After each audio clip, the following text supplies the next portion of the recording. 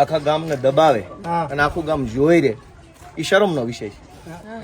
એક બેનના ઘરની આગે આ બધું બંધ કરી દીધું અને કોઈ એને કઈ કે નહીં. મામલતદાર શું ન્યાય કરતો? આપડે હાથ ભાંગી ગયા છે? મામલતદાર હાટું જીવીએ છે આપણે?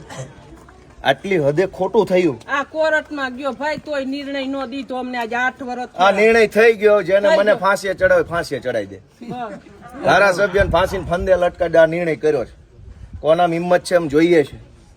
એક બેન આરે આવું વર્તન થાય, આ કઈ વ્યાજબી વાત છે? ભાઈ ફટાકિયા દિવાળી અહીંયા ફોડાવે,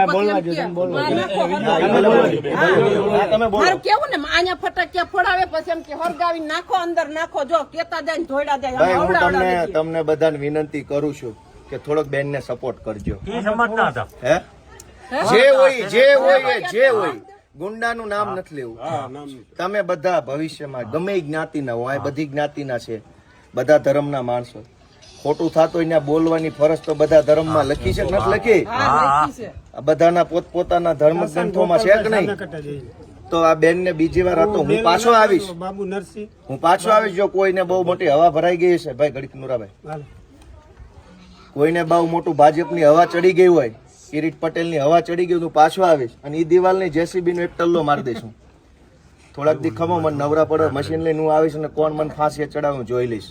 આટલી હદે નાગાઈ કરવાની, આટલી હદે દાદાગીરી. કારણ કે મારું માણસ બોલે એમ નથી એટલે કરી. ભાજપના માણસ એટલે આપણે આમાં રેકોર્ડિંગ કરીને પછી બધાને બાટે. ના બાટે પણ અમારે આપી દો. આખી ગુજરાત ને બતાવો કે બેન આરે ભાજપના ગુંડાઓ છે, એ કેવું વર્તન કરે. આ મેન ગેટ છે, થોડાક પાછા હટીને બતાવો તો. બધા પાછા હટી જાવ, શું ઘટના બની. આ મેન ગેટ છે બેનના ઘરનો. થોડા ભાઈ પાછા હટી જાવ, બધા નીચે હટી જાવ. હટી જાવ બધા, બતાવો તો, બેલા બતાવવા દો. આમળો હટાવો. આ બેન નું ઘર છે. આ વિશાળ અડમતિયા ગામ છે, ભેસાણ તાલુકાનું.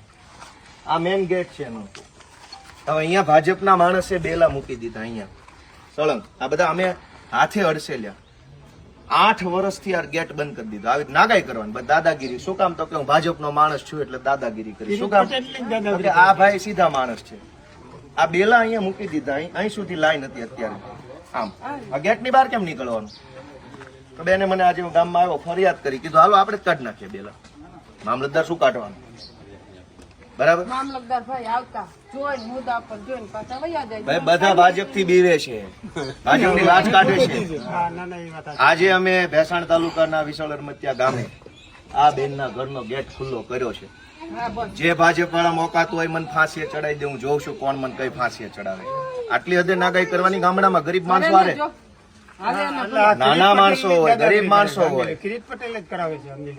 કે અહીંયા બેલા ગોઠવી દીધા ઘરની આમે 8 વર્ષ સુધી સળંગ. તો બહાર કેમ જવાનું? અંદર કેમ આવવાનું? પાયો કાઢ્યો ને તા વંડી સણવા નહોતા દેતા. હાંજે પાયો ચોખ્ખો કરે એટલે બેલા ન્યા સણાવી દેતા. આ તો અમારા કડી આવે ચોખ્ખી કરીને આ દિવાલ કરી. બીજી વાર અહીંયા બે બેલા જો હલાવે ને, અમે જેમ નાખ્યા છે એમાંથી હલાવે ને તો મને ફોન કરી દેજો. જેમ પડ્યા છે ને એમાંથી હલાવે ને તો મને કહી દેજો. હું જોઈશ કોણ પાણી વાળો ભાજપ વાળો છે. એવું થોડું જેમ મૂક્યા છે ને એમ રહેવા જોઈએ. અહીંથી કોઈ સીધાઈ નથી મૂકવાના. આવે ફેંક્યા એમ ભલે પડ્યા, ગોઠવવાની જરૂર નથી. એવી દાદાગીરી થોડી હોય. ગામ લોકો તમે જરાક બેન ને ટેકો આપજો. હાવ આવું ન કરતા.